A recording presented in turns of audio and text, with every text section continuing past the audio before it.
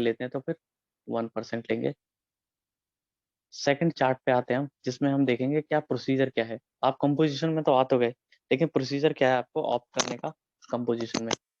तो प्रोसीजर के लिए देखिए, पहली बात तो इसमें जो भी बंदा होगा वो पर्सन होगा, और पर्सन रजिस्टर्ड होगा, और फिर उसने ऑप्ट कर दिया होगा कंपोजिशन के लिए, या फिर उसने नया नया रजिस्ट्रेशन लिया होगा। दो ही तरह के लोग हैं। रजिस्टर ऑलरेडी रजिस्टर्ड है जीएसटी में, लेकिन वो ऑप्ट करना चाहता है कंपोजिशन में, तो उसके लिए क्या प्रोसीजर है, या फिर आप नया रजिस्ट्रेशन ले रहे हैं तो उसके लिए क्या प्रोसीजर है। अगर आप ऑलरेडी रजिस्टर्ड हैं तो आपको जो भी जीएसटी काउंसिल है और पोर्टल पे आपको इंटीमेशन देना पड़ेगा इन इन प्रिस्क्राइब फॉर्म। तो प्रिस्क्राइब फॉर्म में कौन बताता है, हमेशा रूल्स बताता है। और ये कब करना पड़ेगा, जैसे ही आप मान लें रजिस्टर्ड है और आपका ईयर है 2020-21, और आप 21-22 से रजिस्ट्रेशन लेना चाहते हैं, तो 1/4/2021 से पहले आपको बताना पड़ेगा कि हाँ, मैं रजिस्टर्ड हूँ ऑलरेडी, लेकिन मुझे कंपोजिशन स्कीम करना है, जो एंजॉय करना है, क्योंकि मेरी जो थ्रेशोल्ड लिमिट है वो इससे कम है। मैं अभी इतना झमेला नहीं पालना चाहता, मैं सिंपल कंपोजिशन में आके सुख शांति से अपना बिजनेस करना चाहता हूँ। तो आपको इंटीमेशन देना पड़ेगा फाइनेंशियल ईयर स्टार्ट होने से पहले। ठीक है। दूसरा, अगर आप न्यू रजिस्ट्रेशन वाले हैं, जैसे कि मैंने पहले एग्जांपल लिया था, आप रजिस्टर्ड ही नहीं थे, वो 40 करोड़ 40 लाख वाला, सॉरी 40 लाख वाला, तो सेम वही है। उसमें क्या है, आप पहले रजिस्टर्ड ही नहीं थे, अभी आप नया नया धंधा शुरू किया, आप रजिस्ट्रेशन भी ले रहे हैं, तो सिंपल आप इंटीमेशन भेज दीजिए, और इंटीमेशन में आप शुरू से ही कंपोजिशन में रजिस्टर्ड हो जाइए। अब बात आती है कि रजिस्ट्रेशन तो आपका ले लिया, पर उसकी इफेक्टिव डेट क्या होगी। तो अगर आप पहले से रजिस्टर्ड हैं और कंपोजिशन में आ रहे हैं, तो आपका बिगिनिंग ऑफ द फाइनेंशियल जैसे आपका इफेक्टिव डेट ऑफ रजिस्ट्रेशन होगा। दूसरा, अगर आप नया रजिस्ट्रेशन ले रहे हैं, लेट सपोज सितंबर से, तो आप सितंबर से आपकी इफेक्टिव डेट ऑफ रजिस्ट्रेशन हो जाएगी। इसमें अगली बात आती है, सारी एलिजिबिलिटी देख ली, लेकिन कुछ लोग खास तौर से यहाँ पे इन एलिजिबल करार कर दिए गए हैं, जो कि आप कंपोजिशन ले ही नहीं सकते। जिसमें जिसकी बात करता है सेक्शन 10 सबसेक्शन 2, यानी कि अब से पीछे जो भी हमने देखा नोट्स क्लैरिफिकेशन, वो सारे किसके रिस्पेक्ट में थे, सेक्शन 10 सबसेक्शन 1 के बारे में। अब हम क्या देख रहे हैं, लोग नहीं एलिजिबल है कंपोजिशन लेने के लिए सेक्शन 10 सबसेक्शन 2 में। ठीक है। तो शुरू में ही बता दिया गया था कि यहाँ पे सिर्फ गुड्स वालों की बात हो रही है सेक्शन 10 सबसेक्शन 2 में। तो अगर आप सप्लायर ऑफ सर्विसेज हैं, तो आपको सॉरी, आपको सेक्शन 10 सबसेक्शन 1 में जगह नहीं मिल सकती। ये कौन बोल रहा है, सेक्शन 10 सबसेक्शन 2। तो अगर आप सप्लाई ऑफ सर्विसेज हैं, अब वहां पे भी एक बात बोली थी, आप सर्विस कर सकते हैं लेकिन रेस्टोरेंट का, उनको छोड़ के अगर आप सप्लायर ऑफ सर्विसेज हैं तो आपको यहाँ पे जगह नहीं मिलेगी।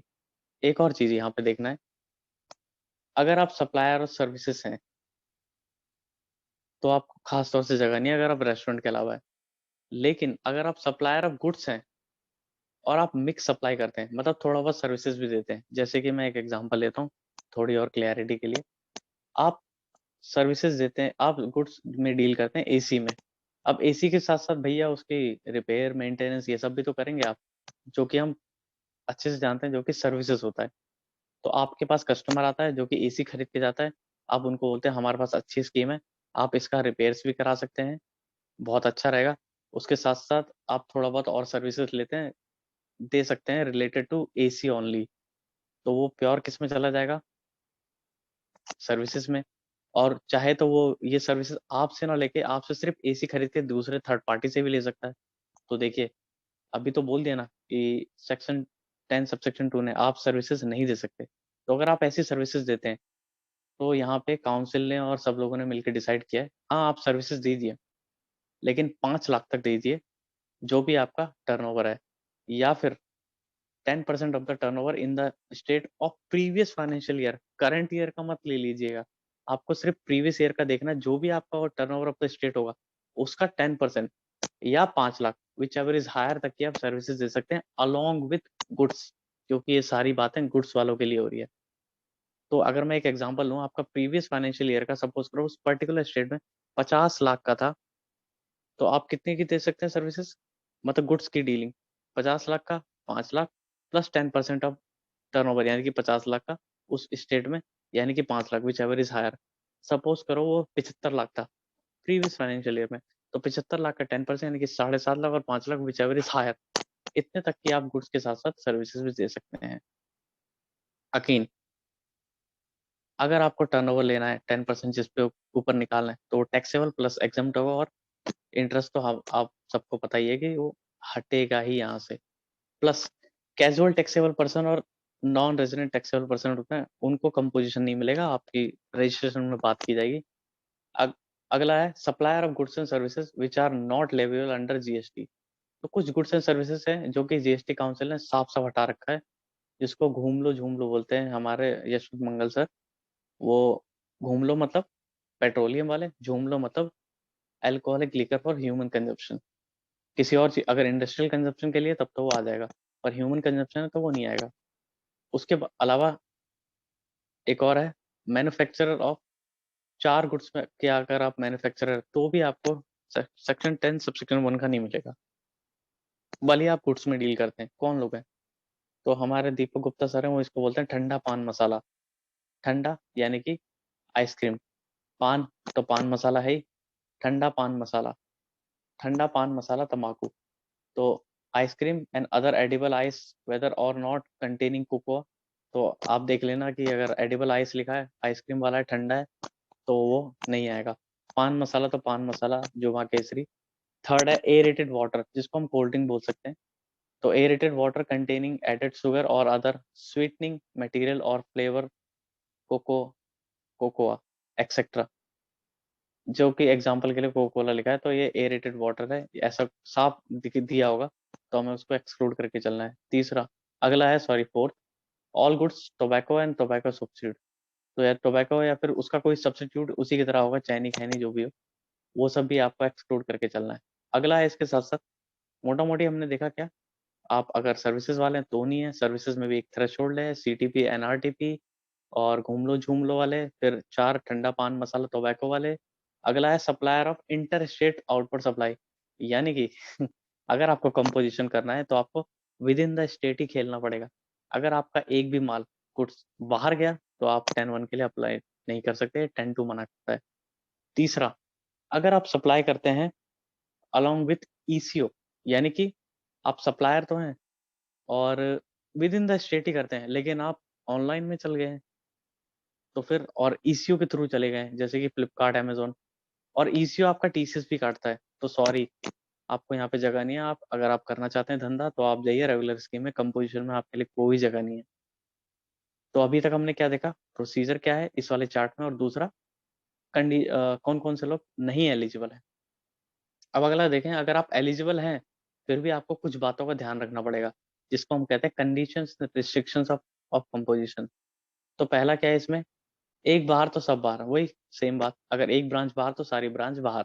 दूसरा, आपको सीटीपी एनआरटीपी नहीं होना पड़ेगा, क्योंकि वो 10(2) ने भगा दिया आपको। तीसरा, कंपोजिशन वाले हैं आप, अब कुछ तो बिल देंगे ना, तो वो बिल नहीं होता, वो एक अलग होता है, बिल ऑफ इश्यू होता है वो, इनवॉइस नहीं होता।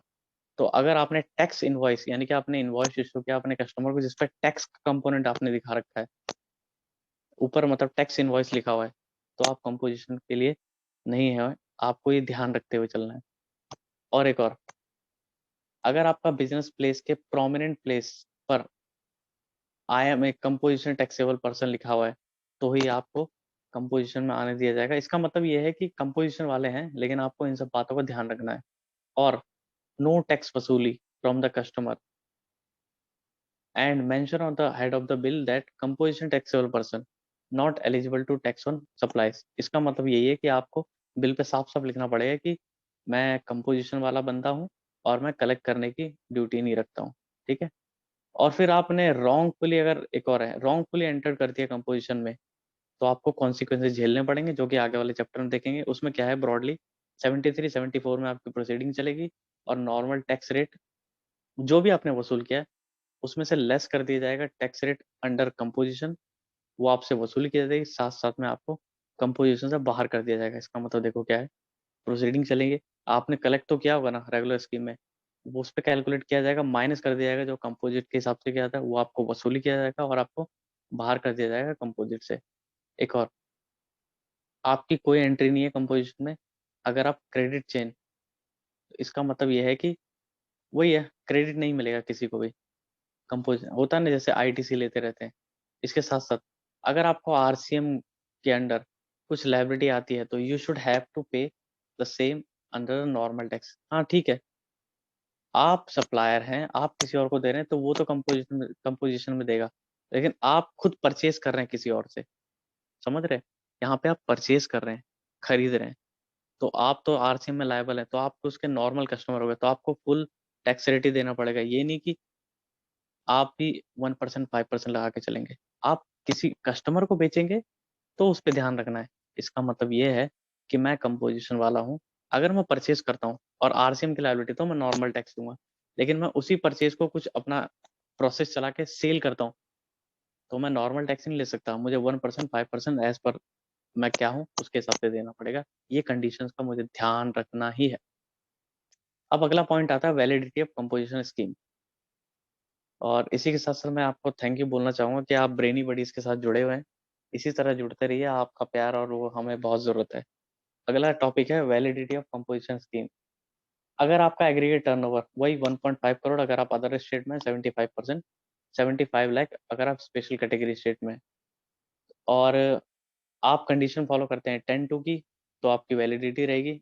अगर आपने क्रॉस कर दिया, ठीक है, 1.5 या फिर 75, तो क्या करना पड़ेगा, या फिर आप कंडीशन करते हैं, तोड़ देते हैं जो भी अपने हम कंडीशन पड़ी, तो आपको इंटीमेशन देना पड़ेगा 7 दिन के अंदर अंदर कि हमने कंडीशन तोड़ दिया है या फिर हमारी थ्रेशोल्ड लिमिट खत्म हो गई है ऑर्गेनाइज जीएसटी काउंसिल को।